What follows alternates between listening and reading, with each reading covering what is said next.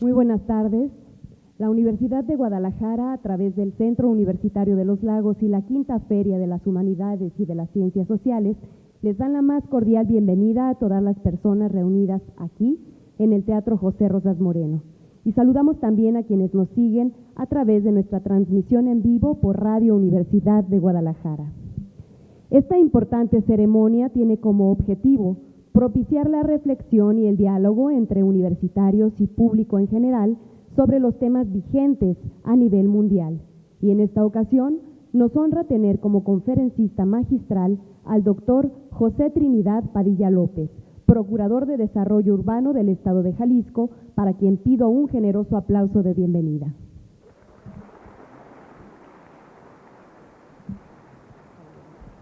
Muchas gracias.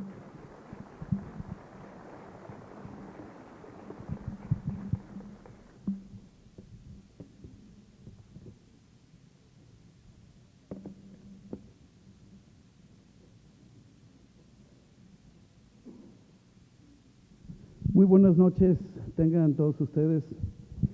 Agradezco muchísimo la invitación que las autoridades de este Centro Universitario de los Lagos, a través de su señor rector, Aristarco Regalado, me hicieron para poder acompañarlos en este arranque de la quinta edición de la Feria de Humanidades y Ciencias Sociales que este Centro Universitario viene impulsando desde hace varios años y que se ha convertido ya en un referente importante para todos los habitantes de esta región. Saludo con mucho afecto y con mucho respeto a las autoridades del centro universitario, a los invitados especiales que nos acompañan esta noche, a nuestros amigos del claustro académico de este centro universitario y sobre todo a los estudiantes que el día de hoy están aquí presentes. Bueno, quiero poner en contexto brevemente el tema sobre el que se me ha pedido que hable esta tarde. Y quiero ponerlo en contexto porque, aunque el tema general es el de la autonomía universitaria, es un tema muy vasto, con muchísimas dimensiones, con muchos enfoques posibles que tendría desde el punto de vista del contenido, de lo que el concepto de la autonomía implica, y sobre todo las derivaciones históricas que nuestro país ha tenido dentro de las instituciones de educación superior. Yo me voy a enfocarme en un aspecto que tiene una relevancia o que tuvo una relevancia particular para nuestra casa de estudios. Viene el motivo de esta plática o el tema que hemos venido platicando en muchas ocasiones con universitarios de la Universidad de Guadalajara particularmente, es alrededor de una duda que durante muchos años tuvieron muchas generaciones de universitarios, sobre todo los más jóvenes, que nos preguntaban cuál es la razón o por qué la Universidad de Guadalajara fue una institución que durante todo el siglo XX, notoriamente en algunas épocas de mucho conflicto, no solo no se quería reivindicar como universidad autónoma, sino que, por el contrario, defendía su carácter de ser una institución del Estado mexicano y ser un instrumento o una de las avanzadas de lo que tendría que ser el programa del Estado mexicano en materia de educación superior. Porque cuando la gran mayoría de las universidades públicas de nuestro país eran universidades autónomas, algunas de ellas habían hecho modificaciones a su legislación a lo largo del siglo XX para seguir aquella tradición que se inició en el siglo XX, primero con la Universidad Nicolaita y después con la principal casa de estudios de nuestro país, que es la Universidad Nacional Autónoma de México, que en la década de los 20 reivindicó su condición de institución autónoma. Tiene una explicación histórica, es parte de un conflicto vivido en la Universidad de Guadalajara, pero que se enmarca dentro de un conflicto mayor entre el Estado mexicano, sobre todo el Estado mexicano, surgido de la Revolución Mexicana de 1910 y el paradigma educativo que privaba en principalmente la Universidad Nacional Autónoma de México como cabeza o como la institución más fuerte y la más amplia de educación superior en nuestro país. Por eso me voy a referir básicamente a eso y terminaré con algunas consideraciones sobre el tema o sobre el contenido de lo que significa o puede significar a estas alturas del siglo XXI, ya en la segunda década del siglo XXI, el tema de la autonomía universitaria. Si pasamos a la primera, bueno, recordar brevemente que durante el siglo XVI se fundan las primeras universidades en América, impulsadas por el clero y por la corona española. Siguiente, durante los siglos del XVI al XVIII, las universidades en América Latina se encuentran siempre bajo el control de los poderes virreinales y del clero. La siguiente, por favor. En el siglo XIX, con el movimiento de independencia, las universidades entraron en conflicto con los gobiernos liberales y se da una etapa de clausuras y reaperturas de algunas de ellas, como fue el caso de lo que era la Real Universidad de Guadalajara, fundada en 1792.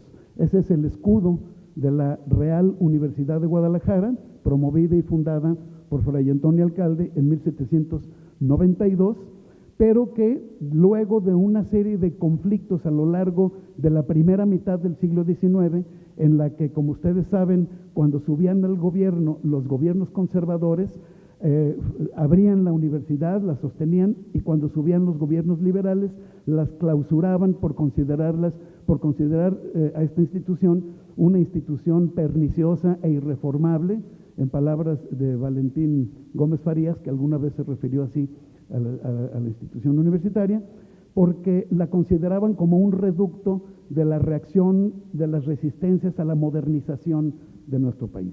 Esta universidad fue definitivamente clausurada, después de muchas aperturas y clausuras, en 1861, los conflictos con la intervención francesa, la guerra que duró, como ustedes saben, varios años, y finalmente, ante el triunfo de los liberales, y ya con Porfirio Díaz a la cabeza, pues no fue reabierta la Real Universidad de Guadalajara.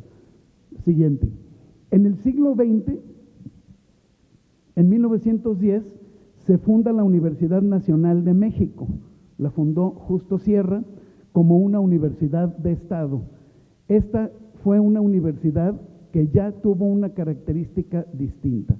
No era una universidad a la imagen y semejanza de la Real y Pontificia Universidad de México, sino que era una universidad con un carácter totalmente diferente, como una universidad de Estado, muy imbuida del pensamiento neopositivista de aquellos años y con una misión educativa claramente marcada, pero al margen de los gobiernos, de la normatividad eclesiástica que era la que regía en las universidades del siglo XVIII y XIX. En 1918 se da un movimiento que causó mucha influencia en los movimientos estudiantiles y en las universidades en América Latina, el famoso movimiento de la Reforma Universitaria en la ciudad de Córdoba, Argentina, que expresa muy bien lo que era esa insurgencia o la emergencia de las clases medias urbanas y de los jóvenes que pretendían establecer nuevos modelos educativos para las universidades, para las instituciones de educación superior que estuvieran al margen de cierto control autoritario por parte del Estado. Lo menciono porque va a tener mucho que ver después con muchas de las luchas que se dieron posteriormente en México. En 1929, después de un largo conflicto, que no voy a detallar porque si no aquí me tomaría una hora nada más en eso, el gobierno de México le otorga la autonomía a la Universidad Nacional de México, que a partir de entonces se llamó Universidad Nacional Autónoma de México.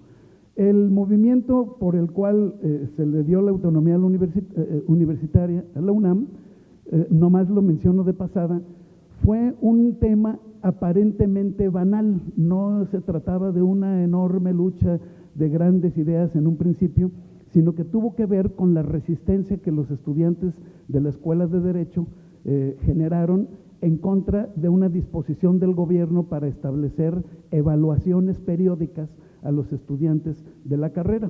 Ellos se inconformaron, hicieron una serie de movimientos de resistencia, tomaron algunas escuelas, hubo una actitud autoritaria por parte del gobierno que generó incluso enfrentamientos violentos entre los líderes estudiantiles y los grupos estudiantiles y el gobierno, pero en el fondo, el telón de fondo de este conflicto estaba en una desconfianza que había por parte del gobierno. Estamos hablando de la década de los 20, finales de la década de los 20, en donde el gobierno tenía ya un cierto, el grupo dominante en aquel tiempo, del Grupo Sonora, tenía desconfianza de uno de los intelectuales que tenía mucha influencia en la Universidad Nacional, había sido su rector, fue el fundador de la Secretaría de Educación Pública, José Vasconcelos, y detrás del movimiento estudiantil, muchos políticos de la época vieron la mano de José Vasconcelos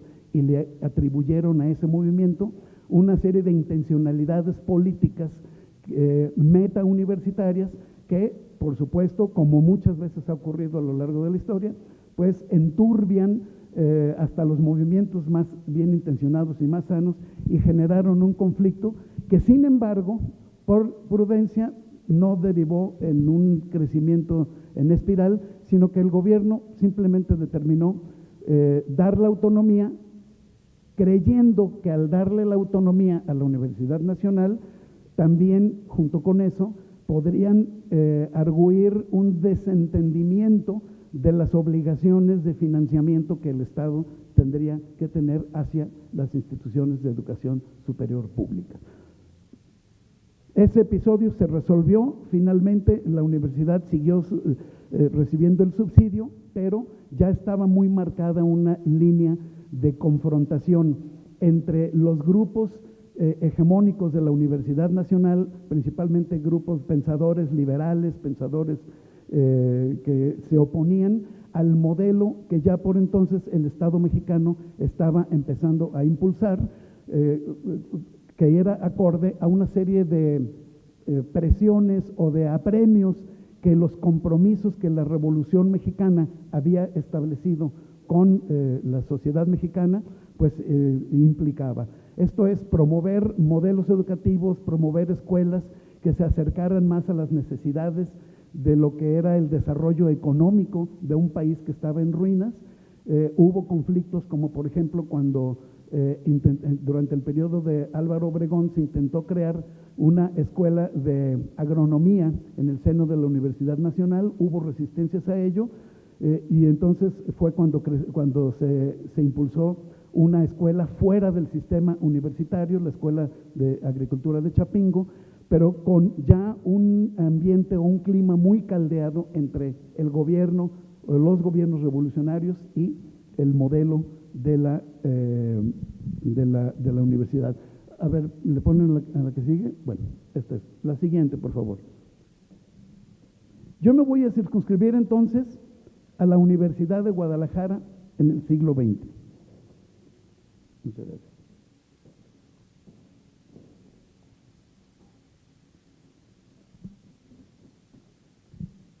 Esta es una fotografía, la que sigue.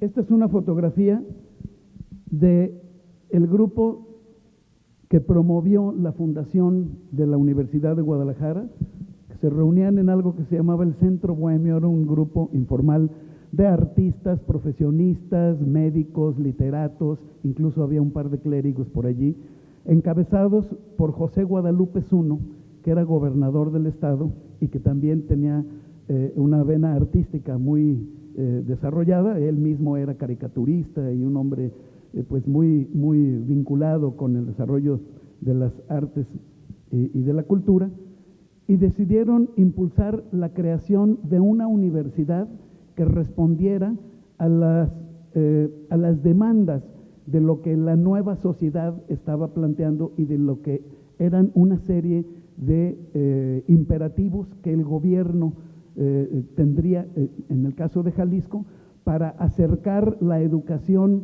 sobre todo de las profesiones, de las técnicas y de las artes, a la mayor cantidad posible de personas. Quiero decir que en esta primera etapa no fue una universidad, sin embargo, masificada. No había las condiciones para ser una universidad de masas, pero sí fue una universidad que buscaba darle a los jóvenes jaliscienses una educación y una cultura de calidad. La siguiente, por favor. En este grupo, muchos de los que ustedes vieron en la fotografía anterior, estaban obviamente José Guadalupe Zuno, Juan Salvador Ramírez Agraz, Enrique Díaz de León, el primer rector de la Universidad de Guadalajara, doña Irene Robledo García, Catalina Vizcaíno, Agustín Basabe del Castillo Negrete, Severo Díaz Galindo, el fundador del Instituto de Astronomía de la Universidad, José María Arreola Mendoza, pariente de Juan José Arreola, por cierto, clérigo él también, Juan Campos Cunha, Ignacio Villalobos, Adrián Puga y José Ignacio Calderón Bonilla. Siguiente, por favor. Este es el acta de la fundación de la universidad. Como ustedes verán, eran apenas 11 instituciones, un pequeño puñado de instituciones, las que fueron el pie de cría de la fundación de la Universidad de Guadalajara.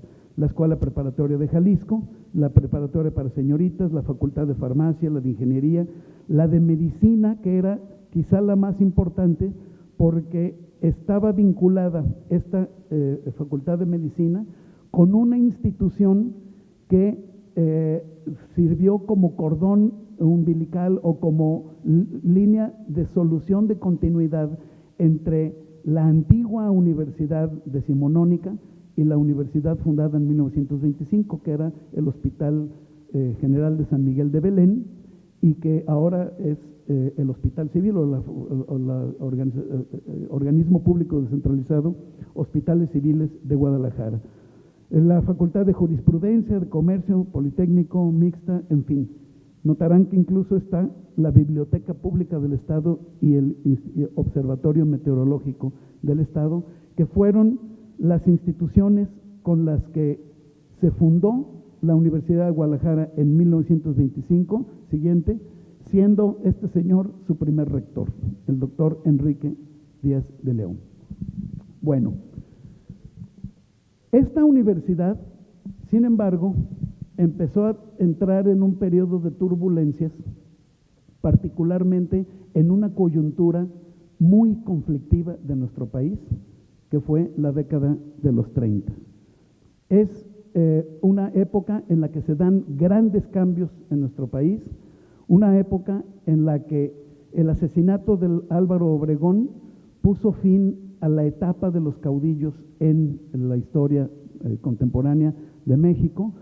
Empieza a haber cambios muy importantes entre reacomodos en lo que le llamaban la familia revolucionaria.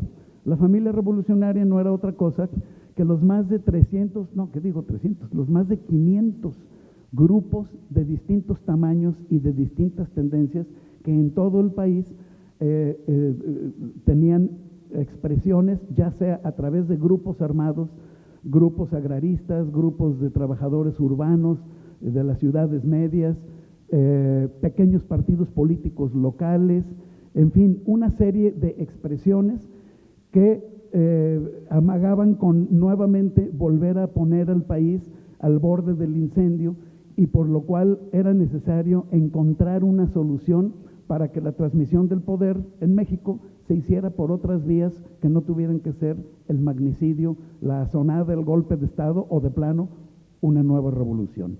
Esa solución fue la fundación del Partido Nacional Revolucionario, como ustedes saben, lo mencioné de pasada, pero generó un ambiente en el que tuvo mucha repercusión en las instituciones de educación superior. La siguiente, por favor. Estos dos señores que ustedes ven aquí son el de la izquierda, Antonio Caso, y el de la derecha, Vicente Lombardo Toledano. Ambos universitarios, en la Universidad Nacional.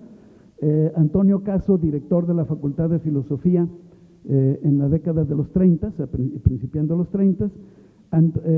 Vicente Lombardo Toledano, por aquel entonces director de la Escuela Nacional Preparatoria en México, fundador de importantes organizaciones del movimiento obrero en aquellos años, fue fundador de la Confederación de Trabajadores de México y articulador de una serie de organizaciones vinculadas a los trabajadores, y uno de los ideólogos del Estado del gobierno revolucionario.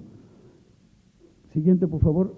Entonces, en ese contexto, entre ellos dos se significó un debate que habría de marcar por muchos años, hasta hace muy poco realmente, habría de marcar la vida de muchas universidades, pero particularmente la de la Universidad de Guadalajara.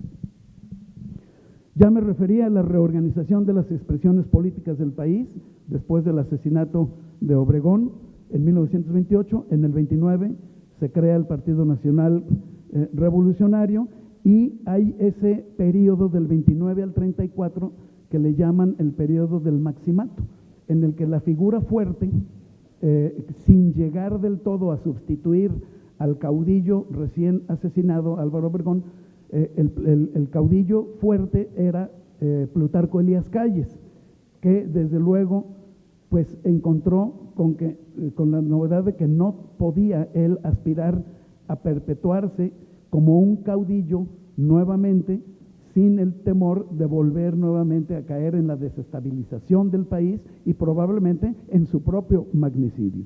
Por eso se consensó la necesidad de institucionalizar muchos de los planteamientos y de los intereses, darle cauce a los intereses diversos de las muchísimas corrientes políticas e ideológicas que pululaban en el país. Esta pugna entre los diversos grupos de la familia revolucionaria por el proyecto de nación a construir fue decantando finalmente en dos grandes vertientes. Una en la que todavía era muy influyente lo que habían sido el grupo sonorense, que con Obregón, Calles y Adolfo de la Huerta habían hegemonizado el periodo inmediato anterior, durante los años 20, que era un proyecto más bien liberal, un proyecto que buscaba el desarrollo económico del país basado en un modelo económico fundado en la creación de pequeña propiedad, generar un modelo parecido al de los Estados Unidos, pequeños propietarios que pudieran ser la base de un mercado interno sólido en nuestro país, que generara desarrollo y que pusiera a México pues como uno de los países modernos en el concierto internacional, frente a muchas corrientes y tendencias que ponían el énfasis en el tema de la justicia social, de la equidad, en la redistribución de la riqueza, la necesidad de establecer políticas muy fuertes, muy interventoras del Estado para concretamente contribuir a eliminar o a superar lo que le llamaban, muy en boga en aquella época en el lenguaje marxista, una lucha de clases que evidentemente estaba teniendo lugar en México por esos años. Se puede decir entonces estos dos grandes polos, el polo más o menos liberal, el polo más o menos popular, o le llamaríamos populista. A veces esta palabra populista hoy tiene una connotación a la que se le ha tratado de dar una connotación más bien peyorativa. Yo la voy a usar aquí en el sentido que se usaba en aquellos años. Esto es, que trataba de denotar una política más apegada a lo que serían los imperativos del ideal de la justicia social, de una sociedad más igualitaria y abiertamente incluso una sociedad socialista, como lo empezaron a plantear abiertamente grupos que pudieron hegemonizar una porción importante del poder en aquellos años. En el siguiente, en este mismo contexto, como telón de fondo, recuerden, tenemos un conflicto entre el Estado, este Estado de la Revolución, y la Universidad Nacional. El proyecto que algunos han definido, yo tomo prestada para esta exposición, tomo prestada esta expresión de un estudioso de los temas educativos, Gilberto Guevara Niebla, que como ustedes saben fue un destacado dirigente del movimiento estudiantil de 1968. Él ha estudiado bastante este periodo y él se ha referido para vías de simplificación, debo aclararlo, esta dicotomía. Un proyecto populista representado por el sector izquierdista, el ala progresista, digamos, de la familia revolucionaria, versus un proyecto liberal más moderado, más afín a los temas del mercado, en fin. Y en medio de esto, pues el movimiento autonomista de la Universidad Nacional. Siguiente. El debate al que me he referido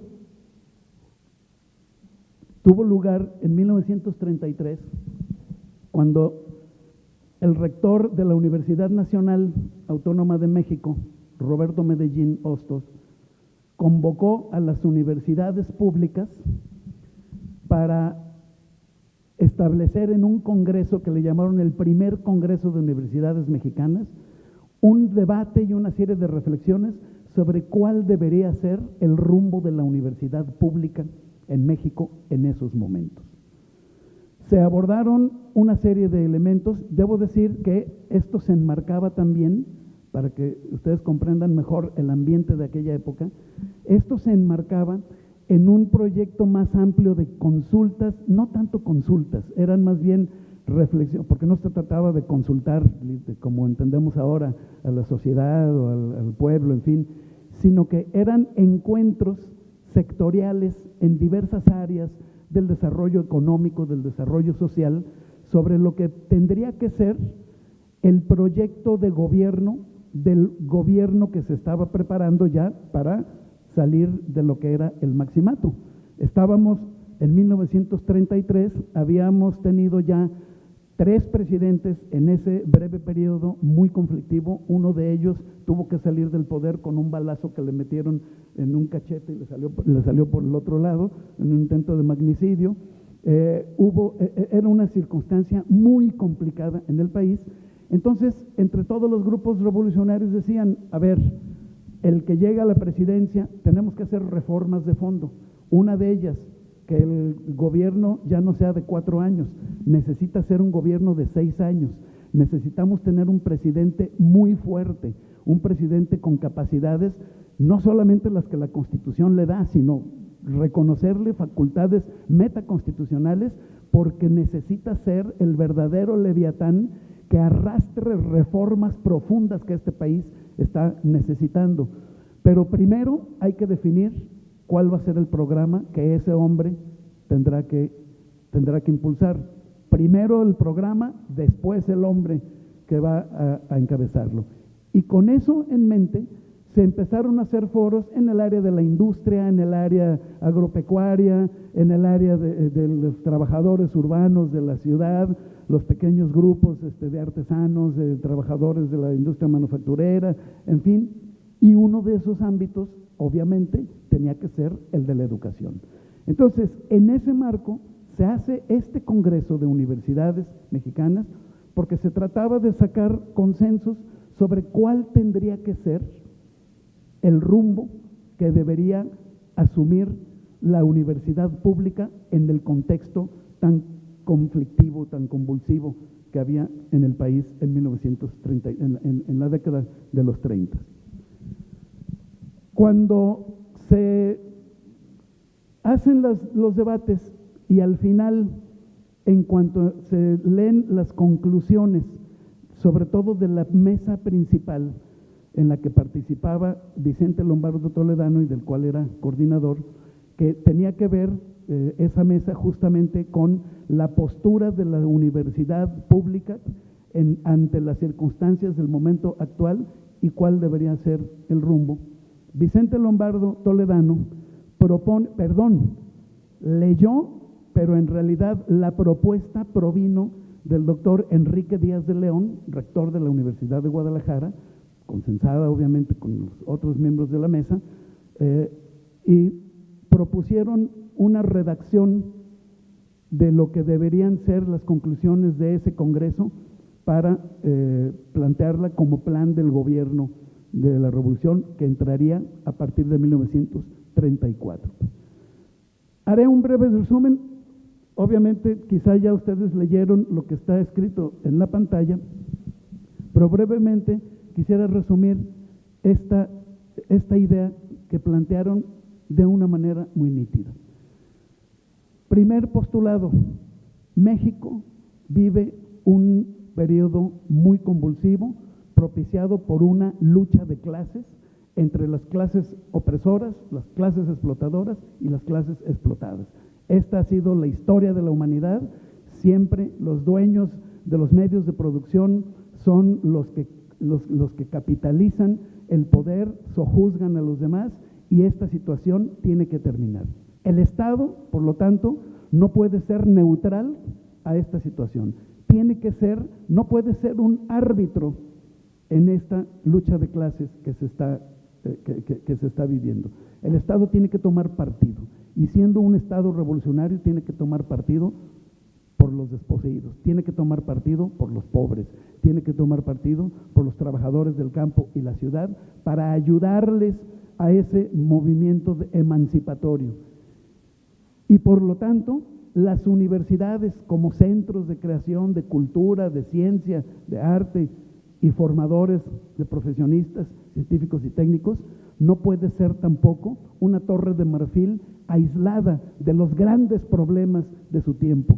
Las universidades deben estudiar los problemas económicos del campo y de la ciudad, deben explorar las soluciones que pueden surgir o que deben surgir para resolver los problemas económicos, deben estar del lado de los trabajadores en esta lucha de clases, y deben ser un instrumento del Estado revolucionario para lograr esos fines. No puede estar desalineada la institución educativa de los más altos fines del Estado, que es justamente asegurar un esquema de justicia social, un esquema que genere una redistribución de la riqueza y acabar con ese sistema de explotación.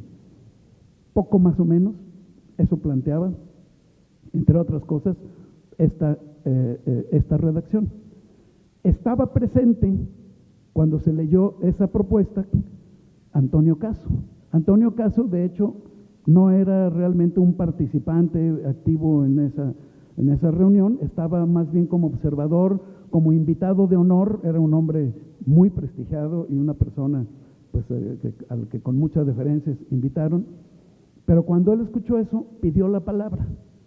Y entonces se dirigió a Vicente Lombardo Toledano, y poco más o menos, voy a resumir algo que obviamente es un debate larguísimo, poco más o menos Antonio Caso le dijo: oigan, esto que ustedes acaban de leer es una barbaridad, no puede ser, no se puede desvirtuar de esa manera los fines y la esencia de una comunidad de cultura y de academia y de búsqueda de la verdad, como lo son las universidades, las instituciones de educación superior.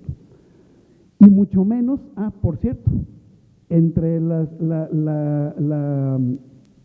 la propuesta que se sometió a la consideración, se decía que además las universidades públicas, la universidad pública, debería combatir el fanatismo, los prejuicios, etcétera, y debería promover una educación científica, una educación además con una ideología y una filosofía muy concreta.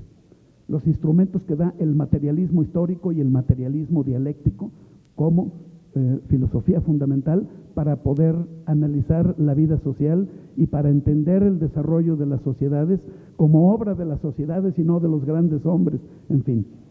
Entonces, cuando habló Antonio Caso dijo: sí, yo estoy de acuerdo, son muy importantes las masas, desde luego, pero también son importantes la historia de los grandes líderes, es importante el pensamiento crítico, el pensamiento que se confronta, los paradigmas diferentes que deben confrontarse en una arena de libertad sin cortapisas. Y no puede, por supuesto, una universidad o una institución de educación estar sujeta a filosofías circunscritas o a ideologías determinadas, porque la esencia del pensamiento crítico y la esencia de la filosofía y de la búsqueda de la verdad es justamente la confrontación libre de todos los paradigmas en disputa. Entonces, si ustedes pretenden hacer de la universidad un instrumento del Estado revolucionario, piensen qué puede pasar cuando en ese Estado revolucionario ocurran conflictos entre las distintas facciones y los grupos del poder. Las universidades van a estar sujetos a los vaivenes de esos dimes y diretes, de esos conflictos de los grupos facciosos al interior del Estado, y eso le causará mucho daño a estas instituciones. Entonces, él propuso una redacción alternativa en la que se planteara que al revés, las universidades no solo no deberían ser consideradas de manera instrumental, un instrumento del gobierno, sino que deberían ser preservadas, y el Estado debería garantizar eso, deberían ser preservadas en su autonomía interior, con plena libertad de pensamiento y de enseñanza, de cátedra, en fin, para poder darle el verdadero sentido que tendría que tener las comunidades de cultura, de búsqueda del conocimiento, etc. A eso le respondió Vicente Lombardo Toledano otra serie de argumentos. No los voy a repetir aquí, muy interesantes, es muy largo este debate, pero en esta no es que les he narrado, estaba el fondo de lo que fue una ruptura que fue insalvable después durante mucho tiempo.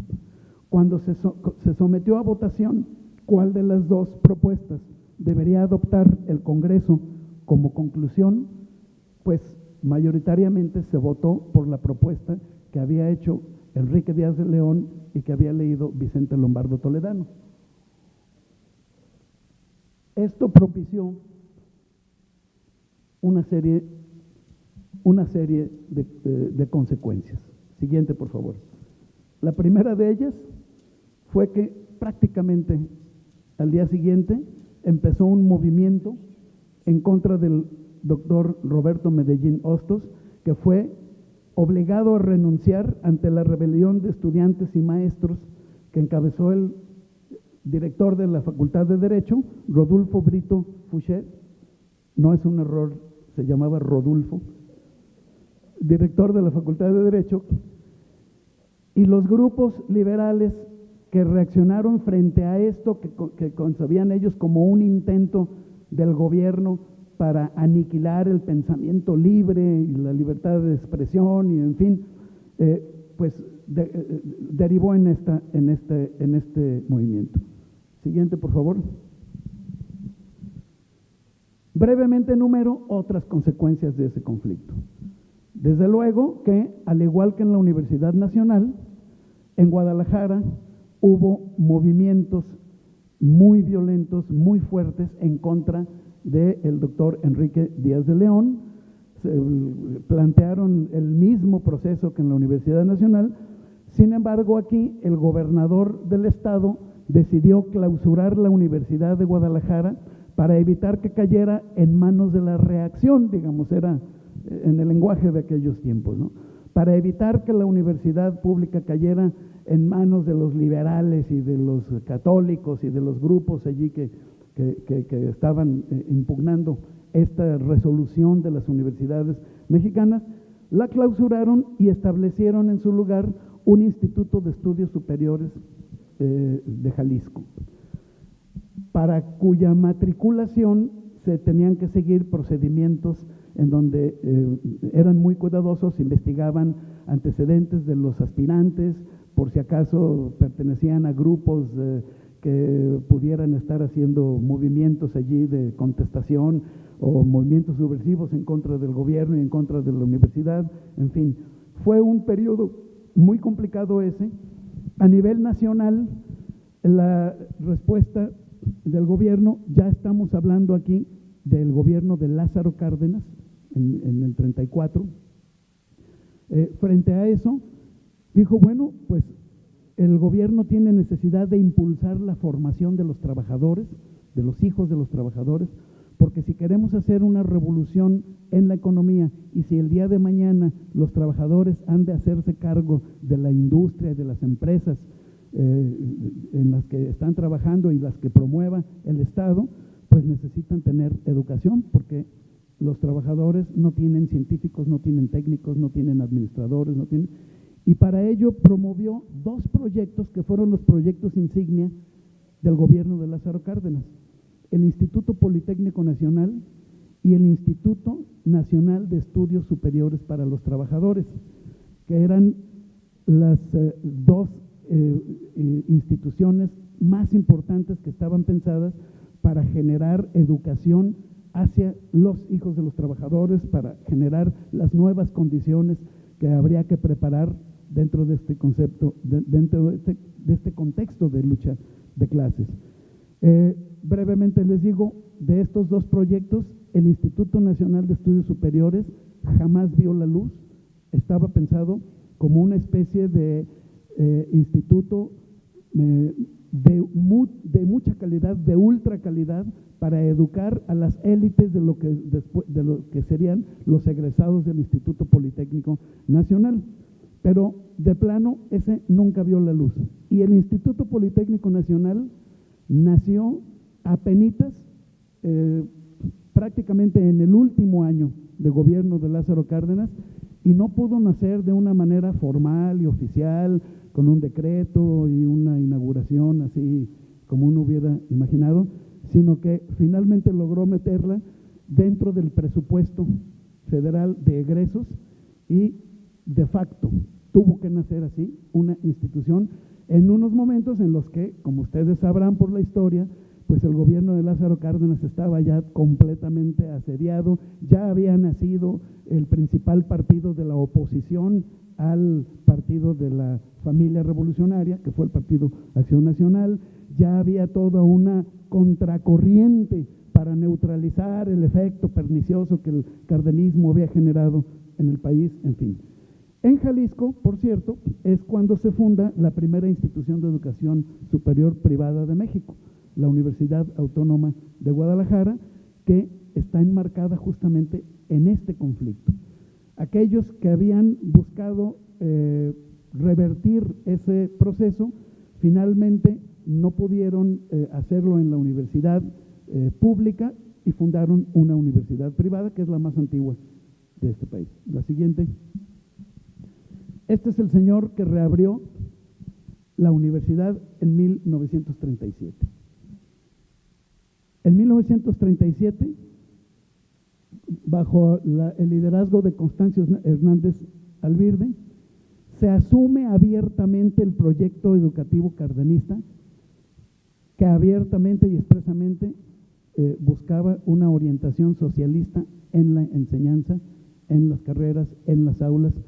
En ese periodo se modificó, recordarán ustedes, recordarán porque lo habrán leído, ninguno teníamos la edad para acordarnos, que se modificó la Constitución, el artículo 3 de la Constitución, para establecer allí que la educación que imparte el Estado será laica, científica, que luche, libre de fanatismos, etcétera, y socialista.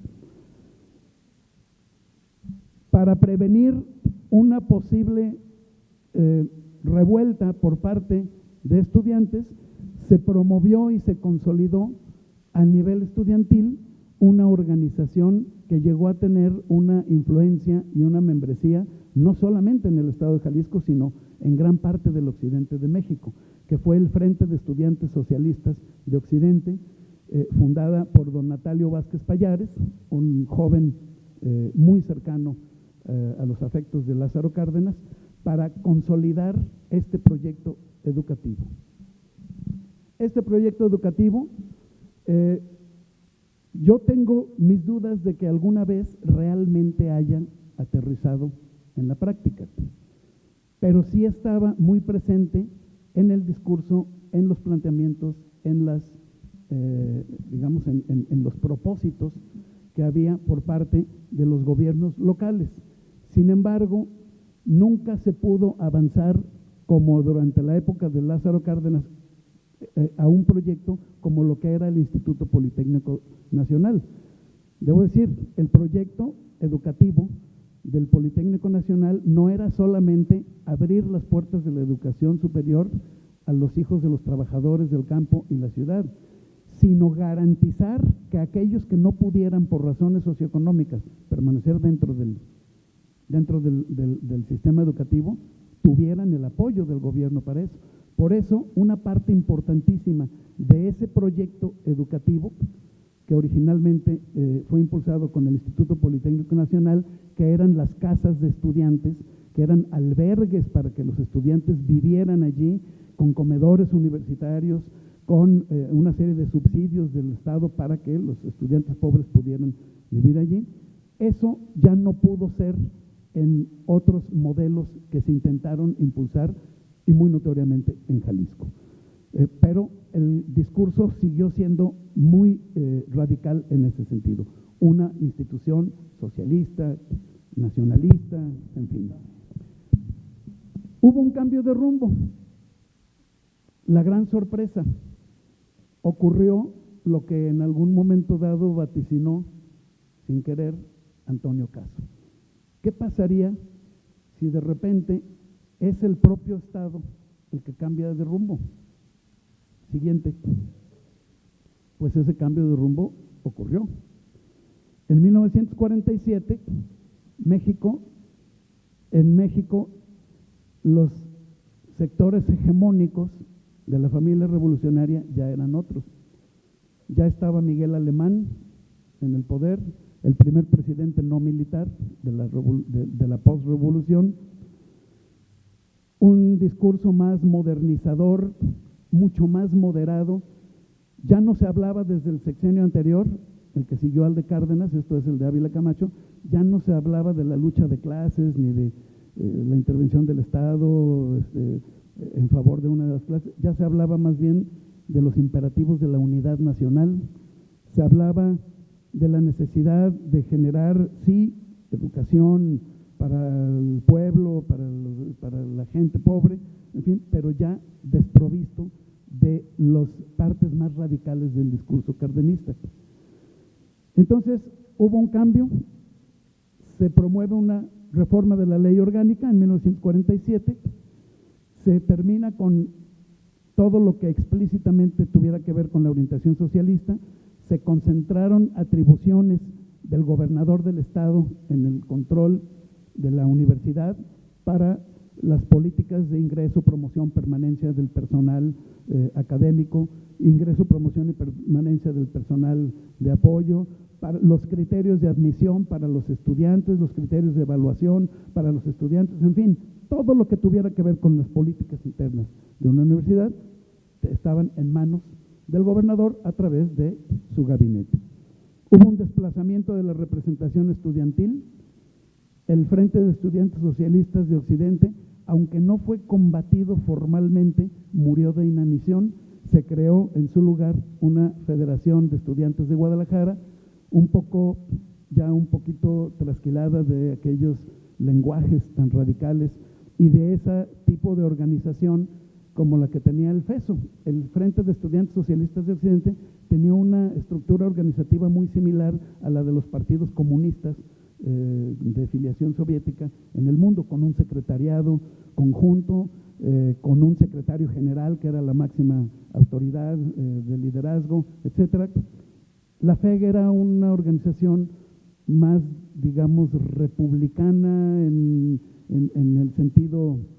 otro sentido de la palabra, con un comité directivo, un presidente, en fin. Fue una serie de transformaciones que empezaron a surgir. Esto, sin embargo, no fue una transición muy fácil. Muchos grupos y muchos sectores, no solamente de estudiantes, sino también de profesores, tenían ciertas resistencias todavía a este cambio de rumbo que parecía haber dado el Estado mexicano. Y en primer lugar empezó a valorarse más el tema, o empezó a pensarse hasta entonces, ¿por qué nosotros no podemos autogobernarnos o tener márgenes más amplios de autonomía dentro de nuestra institución? No podemos estar a lo que las políticas del gobierno, de cada gobernador en turno o de cada grupo que hegemonice el gobierno en el país o en el Estado, estén planteando. Entonces se planteó un movimiento para reformar la ley del 47 y establecer una ley orgánica en 1952. A esta ley es a la que yo siempre me he referido y yo quiero sostener en esta charla con ustedes, que es cuando la universidad logra su autonomía de facto, pero no la autonomía de jure. Esto es, formalmente, en el discurso, los universitarios planteaban, queremos seguir siendo universidad de Estado para que el Estado no se desentienda de una orientación específica y de un compromiso que la revolución tiene con el pueblo de México. Y por eso, o por lo menos ese era el argumento justificador, la ley orgánica en su redacción, en su estructura, prácticamente hacía a la Universidad de Guadalajara una universidad autónoma, salvo en dos cosas. Siguiente.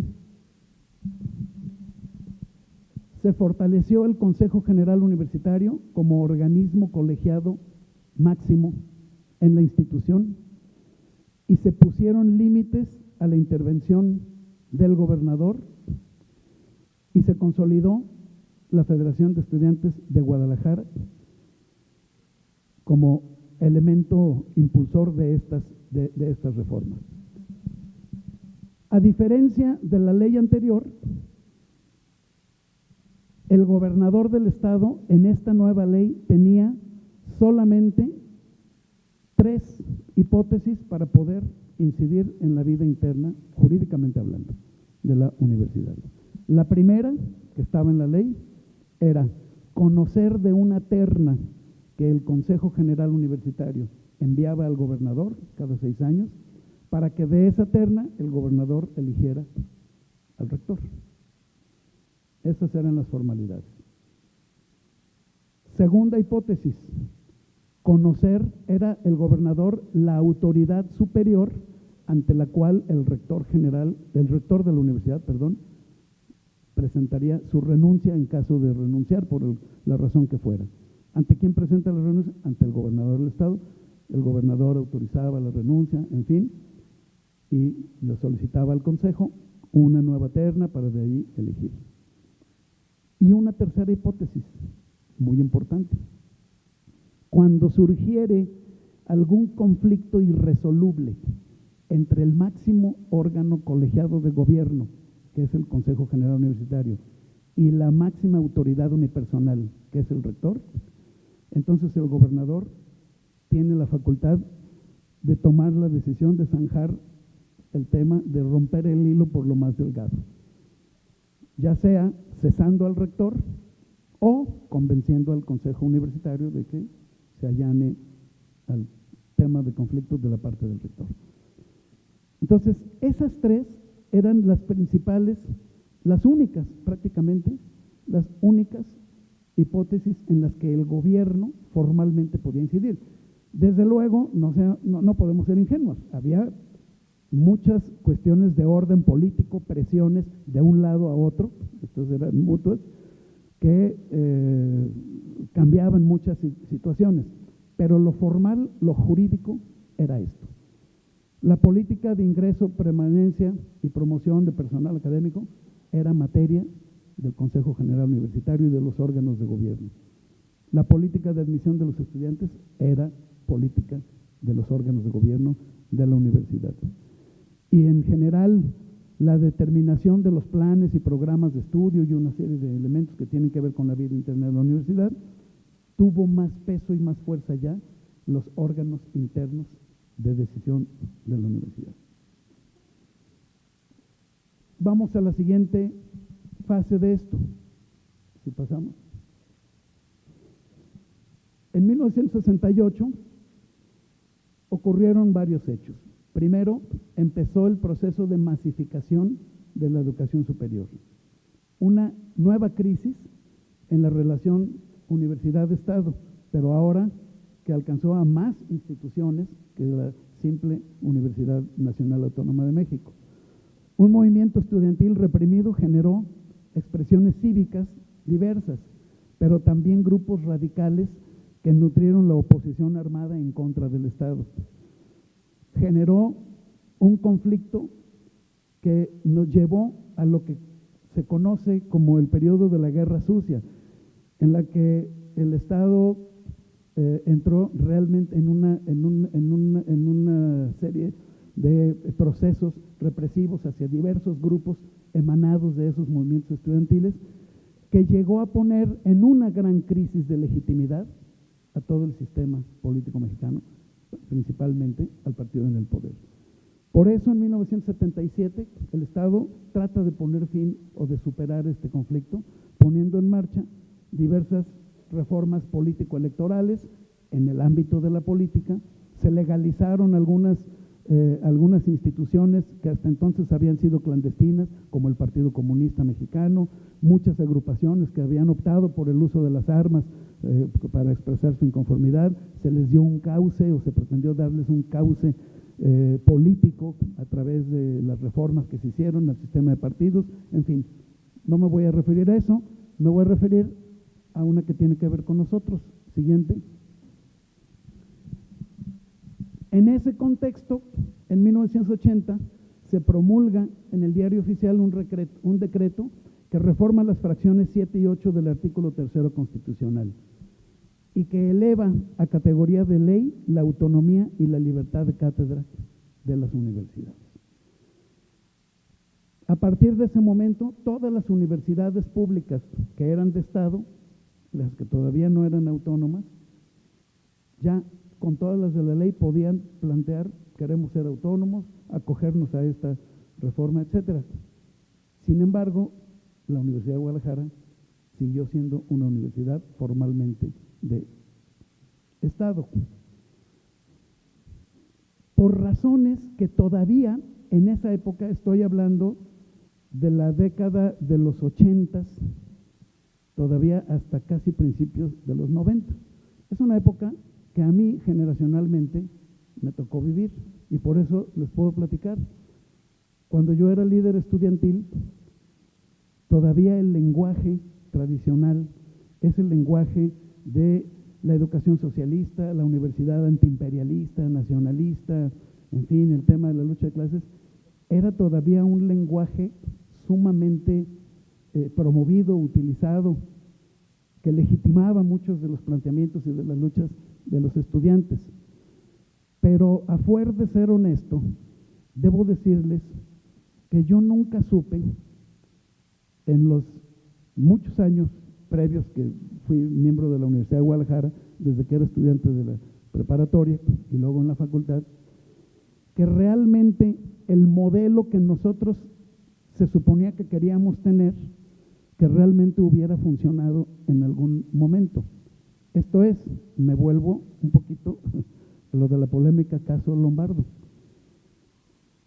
Por lo menos yo no tengo evidencia de que alguna vez haya sido suspendido algún profesor por no sujetarse a los cánones de la enseñanza en el marco del materialismo histórico y del materialismo dialéctico, o que lo hayan corrido por expresar libremente su opinión en las aulas sobre lo que pensaba de la religión o de las filosofías idealistas, o lo que pensaran sobre la economía, o sobre lo que pensara.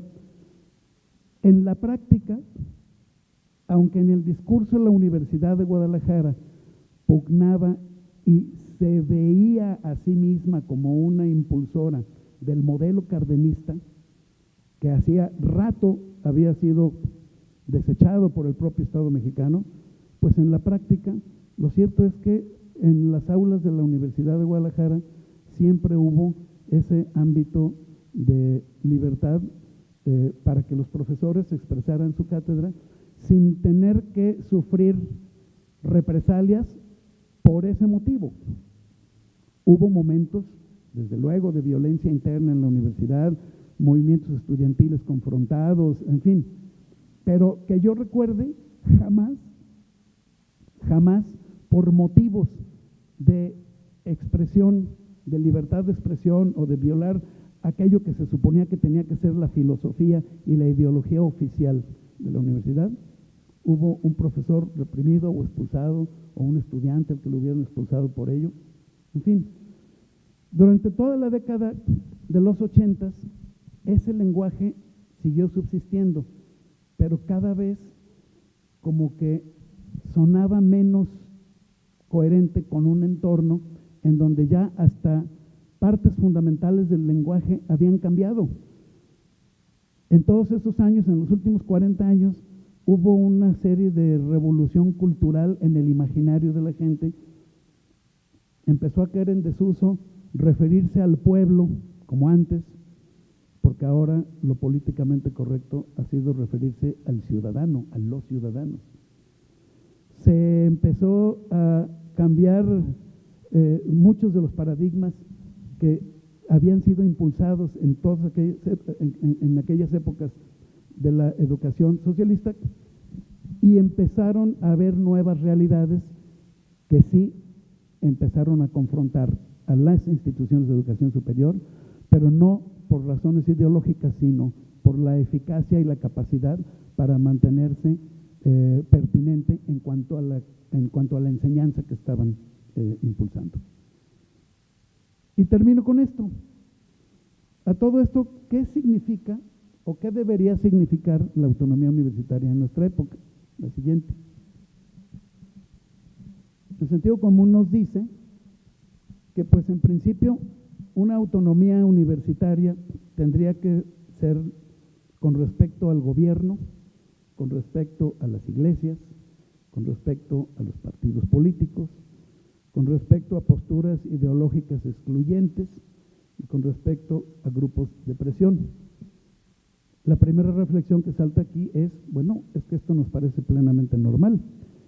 Si estamos pensando en una educación laica, pues una educación laica es incompatible con una ideología oficial o con una filosofía oficial o con una creencia oficial.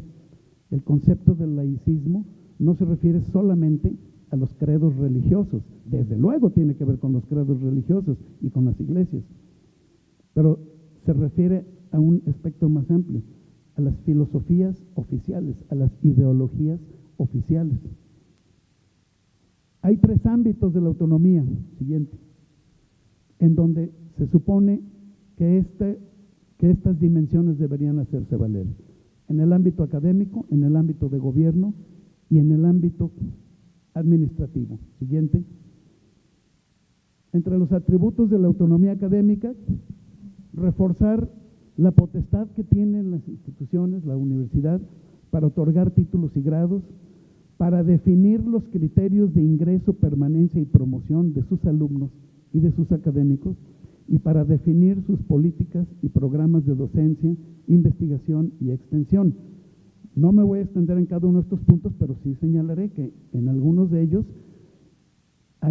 es importantísimo que no existan criterios discriminatorios, por ejemplo, para ingreso, promoción y permanencia, como por ejemplo razones de género, razones de raza, razones de preferencia sexual, preferencia religiosa y toda una serie de elementos que deben formar parte de una filosofía laica y de una filosofía que haga valer este concepto de la autonomía universitaria. En lo que se refiere a los programas de extensión y vinculación, siguiente, las universidades se asumen cada vez más como un elemento que tiene que interactuar tanto con el sector privado como con el gobierno, formando eso que le han llamado la triple hélice, para superar lo que fue también un momento de desencuentro no solo con el Estado, sino también con el sector privado. En el caso, no sé si de todas las universidades públicas, pero me consta, en el caso de la nuestra, lo hubo. Yo todavía recuerdo aquellas inserciones en el periódico que decían de alguna empresa: se solicitan jóvenes egresados de la carrera de ingeniería mecánica de no sé qué tanto, con tales y tales requisitos, de tal y tal edad, egresados de la Universidad de Guadalajara, absténganse de presentarse. Había una enorme desconfianza del sector privado hacia el sector público, hacia el sector universitario, y era recíproco, porque para nosotros En el lenguaje cotidiano eran los enemigos de clase, era la burguesía la que habría que colgar en algún momento determinado. Y todo eso había reproducido un ambiente hostil entre muchos segmentos de la sociedad. Siguiente, entre los atributos de la autonomía de gobierno, que es muy importante, pues es la de designar a sus autoridades y la de emitir normas y reglamentos. Me voy a ir más rápido porque ya... Entre los de la autonomía administrativa, siguiente, administrar libremente su patrimonio, los recursos financieros y materiales, elaborar su presupuesto, ejercer el gasto y fiscalizarlo. Y otra cosa muy importante, que también estaba muy en el ambiente hasta hace pocos años, esa idea equivocada de la autonomía que nos hacía vernos como ínsulas inexpugnables al escrutinio de los poderes públicos. Hoy, ninguna universidad pública, y desde luego no la nuestra,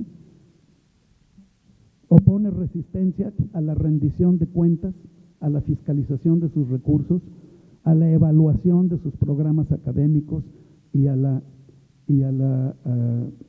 transparencia frente a los organismos ciudadanos que quieren saber qué se hace, cómo se hace y para qué se hace lo que se hace dentro de la institución.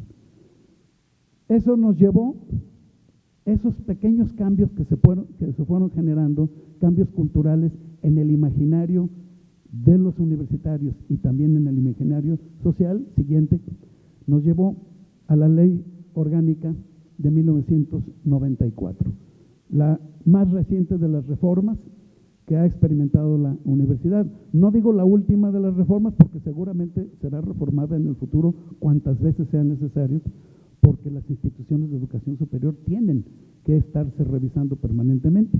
Pero esta dio lugar a un modelo que es el actualmente vigente, con algunos ajustes que se han venido haciendo. Siguiente. Ese señor que ven allí es el rector que en el periodo del 89 al 95 encabezó a una generación de universitarios, de profesores, de estudiantes, de trabajadores, para transformar lo que era la Universidad de Guadalajara, y que literalmente era de Guadalajara. En 1989, cualquier joven de una población como Lagos de Moreno, como Tepatitlán o como Autlán, en fin, para estudiar una carrera de la Universidad de Guadalajara tenía que irse a vivir a la ciudad de Guadalajara. Eran muy pocas las familias que podían hacerlo. Entonces, parte de la reforma fue ampliar la cobertura a todo el estado, a las 12 regiones en las que se divide socioeconómicamente el estado. Cambió el modelo de un modelo tradicional de universidad napoleónica a un modelo departamental. Se fortaleció la gestión del gobierno colegiado. Un gobierno colegiado que, por cierto, con relación a la ley del 52, en la actual ley orgánica, el rector general de la Universidad de Guadalajara solo tiene formalmente dentro del Consejo General Universitario a 2 funcionarios directamente nombrados por él, que es el secretario general y el vicerrector. Todos los demás directivos, aunque son nombrados por el rector general, están mediados por un mecanismo como el que había en la ley del 52, el sistema de las ternas que los consejos de gobierno de cada uno de los centros universitarios emiten, y entonces en realidad son representantes de expresiones y de consensos en los distintos centros universitarios. Se basó mucho en el tema del desarrollo regional. Si queremos realmente desarrollar armónicamente al Estado, tenemos que generar palancas para el desarrollo regional, y la universidad se convirtió en una palanca para ello. Se amplió la matrícula, nuevamente se transitó hacia una nueva organización estudiantil. Se explicitó una misión específica de la universidad, la siguiente. No me detengo mucho, todos ustedes son universitarios, conocen de algún modo esta que está explicitada, y notarán que en esta explicitación se establece como una característica el ser pública, laica y autónoma, pero ya no se plantea cuestiones ideologizantes como hacer la educación socialista, etcétera, etcétera, porque se entiende, siguiente, que es una institución dinámica que promueve el pensamiento crítico. A ver, pasemos a la siguiente. Son directrices, no me voy a detener ya en esto. La siguiente, estos son los ejes alrededor de los cuales se organizó la reforma de la institución. Pero termino con esto. Como conclusiones de las muchas jornadas que hubo para hacer la reforma de la universidad moderna, de esta que tenemos hoy, pues llegamos a la conclusión, en términos generales, de que hoy la defensa de la autonomía significa o debería significar, primero, defensa de la educación laica, auténticamente laica, que genere y fomente la libertad de pensamiento, que fortalezca el pluralismo democrático y que promueva el pensamiento crítico. El pensamiento crítico, dijo algún pensador, el pensamiento crítico es intrínsecamente revolucionario. Es intrínsecamente revolucionario. Si se quiere hacer una revolución social, una revolución de conciencias, una revolución económica, el pensamiento crítico es infaltable. Más allá de cualquier ideología que arrope un modelo u otro de hacer las revoluciones que los ciudadanos siempre quieren hacer, ¿no?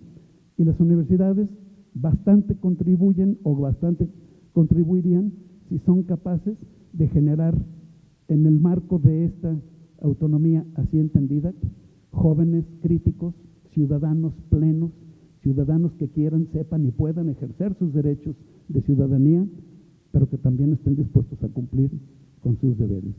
Debemos, siguiente, por lo tanto, debemos educar para la sociedad que queremos más que para la sociedad que tenemos. Siguiente. Muchas gracias.